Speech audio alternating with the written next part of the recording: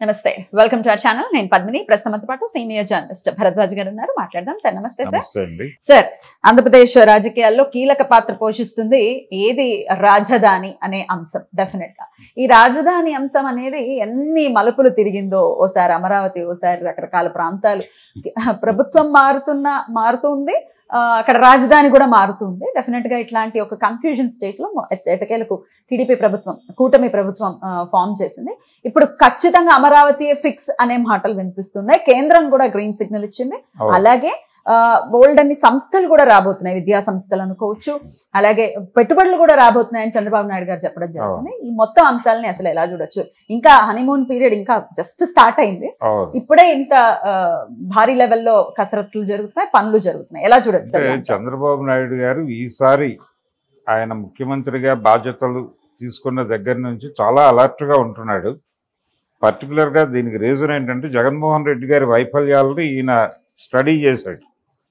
Study చేసి అలా ఉండకూడదు మనం ఆ ఇంప్రెషన్ ఇవ్వకూడదు ప్రజలకి అంటే ప్రజలు తమని నిర్లక్ష్యం చేశాడు తమకి అకౌంట్లో డబ్బులు వేయటం మాత్రమే కాదు రెగ్యులర్గా తమకి యాక్సెస్ ఇవ్వలేదు సీఎం తమకి కనిపించలేదు అనేటువంటి ఒక పెయిన్ ఉంది వాళ్ళకి ఆ పెయిన్ పనిచేసింది మొన్న ఎలక్షన్లో రెండోది చాలా సంస్థల్ని బైపాస్ చేశాడు ఆయన అంటే సర్పంచుల దగ్గర నుంచి మొదలు పెడితే ఎమ్మెల్యేలు కూడా మంత్రులు కూడా బైపాస్ అయిపోయారు పైగా ఆ పార్టీ జిల్లా అధ్యక్షులు కూడా బైపాస్ అయిపోయారు ఎవరికి పనులు లేవు కేవలం వాలంటీర్లు జగన్మోహన్ రెడ్డి గారు మీటా అంతే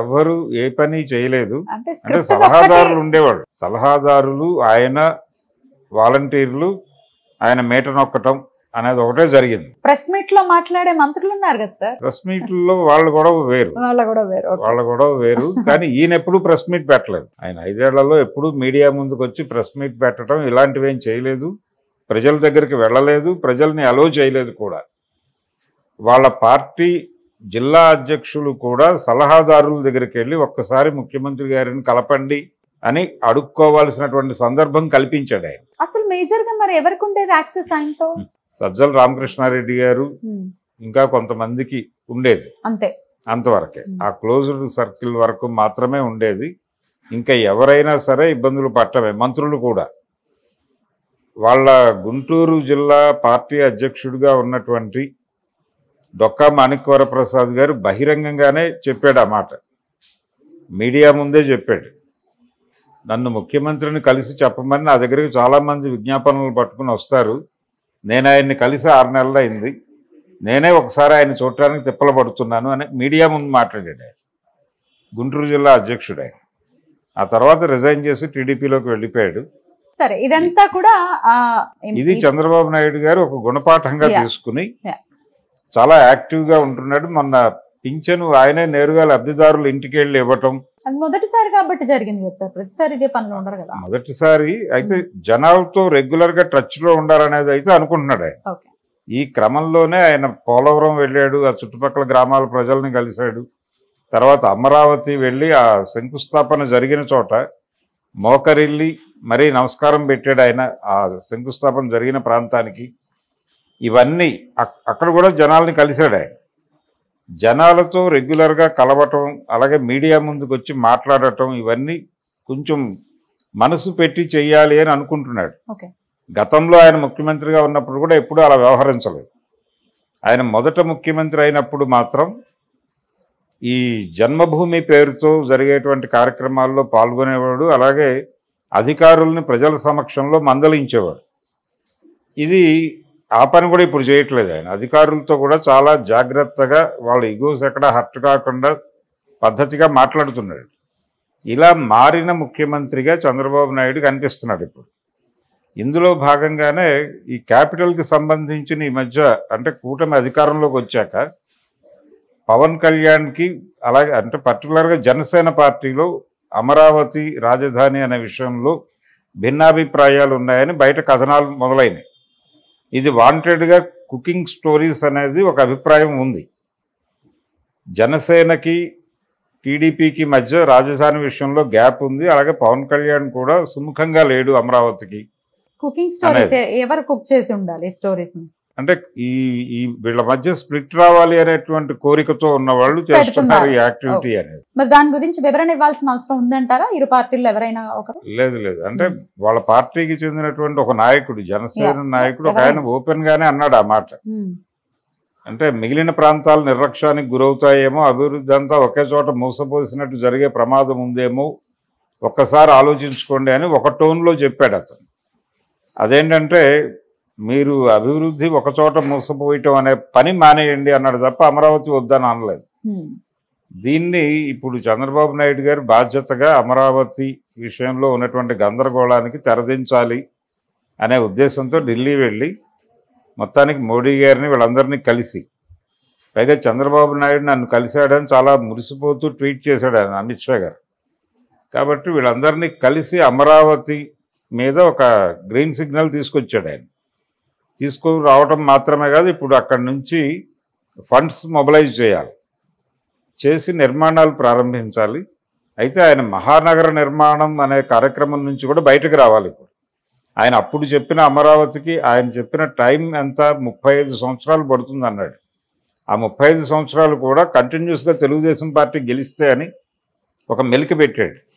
ఇప్పుడు అవన్నీ పక్కన పెట్టి ముందు ప్రభుత్వ కార్యాలయాల నిర్మాణ కార్యక్రమం పూర్తి చేస్తే, ముందు అక్కడ యాక్టివిటీ స్పీడ్ అయిపోయి జనాలు రావటం మొదలైతే అక్కడ ఉన్నటువంటి ల్యాండ్ లార్డ్సే వాళ్ళ స్థలాల్లో ఏదో కంపెనీలతో టైఅప్ అయిపోయి కావలసినటువంటి ఫెసిలిటీస్ ఏర్పాటు చేస్తారు.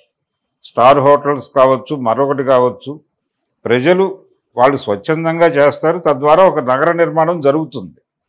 ఆర్గానిక్గా జరగాలి తప్ప ఈయనేం చేశాడంటే బిల్డర్ తరహా అగ్రిమెంట్లు చేసుకున్నాడు వాళ్ళతో.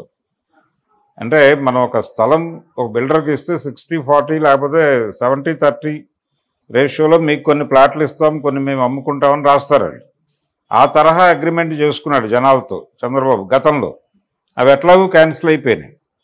ఇప్పుడు అలాంటి పని చేయకుండా ఆయన ముందు ప్రభుత్వ యాక్టివిటీ అంటే గవర్నమెంట్ యాక్టివిటీ అక్కడ జరిగేటట్టుగా ప్రోగ్రాం మొదలు పెట్టేస్తే మిగిలిన డెవలప్మెంట్ దానంతట అదే జరుగుతుంది. దానికి కృషి చేయాలి, జనాల్ని మోటివేట్ చేయాలి. చేయగలిగితే అమరావతి కళ సాకారం అవుతుంది. కొంత పని జరిగిపోయిన తర్వాత ఎవరు వచ్చినా కానీ ఇంక దాన్ని కదిపే పరిస్థితి ఉండదు. ఇది మొదట ఆయన చేసిన పని ఏంటంటే కేంద్రం నుంచి ఇవన్నీ తప్పించాడు ఆయనే వాంటెడ్గా. అమరావతి అలాగే పోలవరం కూడా కేంద్రం నుంచి పక్కకు తీసుకొచ్చి నేను చూసుకుంటానన్నాడు ఆయన. ఇప్పుడు మళ్ళీ కేంద్రం దిశగా ప్రయాణిస్తున్నాడు. అది కూడా కంప్లీషన్ స్టేజ్లోనే ఉంది. కాబట్టి అది కంప్లీట్ చేస్తాడు, ఇది చేస్తాడు. దానికి పోటీగా పట్టిసీమ అని వేరే ప్రాజెక్ట్ ఒకటి అనౌన్స్ చేశారు అప్పుడు. ఇప్పుడు అవేం మాట్లాడట్లేదు ఆయన. పూర్తిగా పోలవరం మీద, రాజధాని మీద కేంద్రీకరించి ఉన్నాడు. అలాగే వైజాగ్ని ఆర్థిక రాజధాని చేస్తాను అనే మాట మాట్లాడుతున్నాడు. ప్రాక్టికల్గా అది ప్రూవ్ చేయగలిగితే ఆయన కొంత ఆ ప్రాంతంలో అభివృద్ధి జరుగుతుంది. ఇప్పుడు జనాలకున్న సందేహం ఏంటంటే ఈయన హైదరాబాద్ నమూనాను తీసుకుని అభివృద్ధి మొత్తం అమరావతి కేంద్రంగా చేసేసి మిగిలిన ప్రాంతాలన్నీ అమరావతి మీద ఆధారపడే పరిస్థితి కల్పిస్తాడేమో అనే భయం ఉంది. ఇది కేవలం భయం అని చెప్పగలగాలి ఆయన. అన్ని ప్రాంతాల్లోనూ అన్ని రకాల యాక్టివిటీస్ మొదలుపెట్టి ఇప్పుడు పెట్టుబడుల సమీకరణ కార్యక్రమం కూడా మొదలుపెట్టాడు. అందులో భాగంగానే వెళ్ళి జపాన్ రాయబారిని ఆ సంస్థలు కూడా వస్తున్నాయి అని అంటున్నారు. విద్యా సంస్థలు కూడా వస్తున్నాయి అంటున్నారు. విద్యా సంస్థలు అంటే న్యాచురల్ గా వస్తాయి. అది కాకుండా విదేశీ పెట్టుబడుల ఆకర్షణ కార్యక్రమంలో భాగంగా ఆయన జపాన్ రాయబారితో కూడా కలిశాడు ఢిల్లీ వెళ్ళినప్పుడు. ఇది ఒక యాక్టివిటీ మొదలవుతుంది. అలాగే ఎన్ఆర్ఐల సపోర్టు, వాళ్ళు వచ్చి ఓట్లు వేయటం మాత్రమే కాదు. ఆ మధ్యకాలంలో ఆయన అరెస్ట్ అయినప్పుడు ఇక్కడ ఒక సభ జరిగింది హైదరాబాద్లోనే, మాదాపూర్లో, గచ్చిబౌలిలో. ఆ సభ జరిగినప్పుడు వాళ్ళందరూ రేపు కూటమి ప్రభుత్వం వస్తే అక్కడి నుంచి పెట్టుబడులు మొబిలైజ్ చేయడానికి మా వంతు కృషి చేస్తామని ప్రమాణాలు చేశారు ఆ రోజు. అవన్నీ ఏమైంది అనేది ఒకసారి సార్ట్అవుట్ చేసుకుని కొంచెం యాక్టివిటీ మొదలు పెట్టాలి అక్కడ యుద్ధ ప్రాతిపదిక మీద. ఆ పని జరిగితే అమరావతి నిర్మాణం పూర్తవుతోంది అనేటువంటి ఒక ఇంప్రెషన్ వస్తుంది. ఉన్న భయం వల్ల అంతా మోసపోయకుండా రాష్ట్రం అంతా కూడా అభివృద్ధిని పంచి, అంటే నిరుద్యోగులందరూ అక్కడికే వెళ్ళాలి అనే పరిస్థితి కల్పించకుండా ఎక్కడికక్కడ యాక్టివిటీస్ మొదలుపెట్టి ఎక్కడ వాళ్ళకి అక్కడే ఉపాధి దొరికేటువంటి పరిస్థితి కల్పించాలి. ఈ కల్పించడంలో ఆయన సఫలీకృతలు అవుతారు అని అనుకోవచ్చా? గతంలో ఎప్పుడు ఆ పరిస్థితి లేదు. హైదరాబాద్కి అంటే ఆ రోజుల్లో ఎలా ఉండేది, ఎవరైనా శ్రీకాకుళంలో డిగ్రీ పాస్ అయినా కానీ తండ్రి డబ్బులు చేతిలో పెట్టి బాబు హైదరాబాద్ వెళ్ళిపోయి ఏదో గది చూసుకో ఏదో ఉద్యోగం చూసుకొని పంపించడమే తండ్రుల ప్రోగ్రామ్ గా మారిపోయిన దశ చూసాం మనం. ఈ పరిస్థితి నడుస్తున్న టైంలో రాష్ట్ర విభజన, హైదరాబాద్ ఉండదు మనకి అనే వాతావరణం చాలా ఒత్తిడిని కల్పించింది. అలాంటి ఒత్తిడి కల్పించే పని ఇప్పుడు చేయకూడదు. ఎందుకంటే ఇప్పుడు నిర్మాణ దశలో ఉన్నారు కాబట్టి మొత్తం ఒక చోట వేయకుండా రాష్ట్రం అంతా అన్ని భాగాలకి, అన్ని ప్రాంతాలకి, ప్రధానంగా రాయలసీమ, ఉత్తరాంధ్ర, కోస్తాంధ్ర ఈ 3 ప్రాంతాలకి డిస్ట్రిబ్యూట్ చేసి పథకం ప్రకారం ఆయనే చెప్పుకున్నాడు మొదట్లో. అంటే అధికారం రావడానికంటే ముందు 2014 ఎన్నికల్లో గెలవటానికంటే ముందు ఆయనే చెప్పుకున్నాడు ఇవన్నీ. 3 ప్రాంతాల్లోనూ అభివృద్ధి చేస్తాము. అదే అది జరుగుతుందా, అందులో సక్సెస్ అవుతారా అనేది ప్రశ్న. ఇప్పుడు చెయ్యాలండి. ఇప్పుడు ఆ చేసే యాక్టివిటీలో ఉన్నాడు ఆయన. చెయ్యాలనేటువంటి స్పృహ ఉంది. ఈ 3 రాజధానుల ఏర్పాటుకు జగన్మోహన్ రెడ్డి గారు చెప్పింది కూడా అదే. ఈ 3 ప్రాంతాలని అభివృద్ధి చేయటం కోసమే న్యాయ రాజధాని రాయలసీమలోను, అలాగే పాలనా రాజధాని విశాఖలోను, శాసన రాజధాని అమరావతిలోను నడుపుతానన్నాడు ఆయన. అలా రాజధానిని విడదీయక్కర్లేదు. ఒక యాక్టివిటీ మొదలు పెట్టడానికి, ఆ ప్రాంతంలో యాక్టివిటీ మొదలు పెట్టడానికి క్యాపిటల్గా నిర్ణయించాల్సిన అవసరం లేదు అని వీళ్ళు ఆర్గ్యూ చేశారు. ఆ ఆర్గ్యుమెంట్ని ఇప్పుడు వాళ్ళు ప్రూవ్ చేసుకోవాల్సినటువంటి పరిస్థితిలో ఉన్నారు టీడీపీ వాళ్ళు. టీడీపీ మాత్రమే కాదు, కూటమి ప్రభుత్వం, బీజేపీ కూడా ఇన్వాల్వ్ అయి ఉంది కాబట్టి కేంద్రం నుంచి కొంచెం వేగంగా ఫండ్స్ మొబిలైజ్ చేసి అన్ని ప్రాంతాలలోనూ అభివృద్ధి కార్యక్రమాలు మొదలైపోతే ఇంకా ఫర్దర్గా ఎవరు ఆలోచించరు ఈ గొడవని.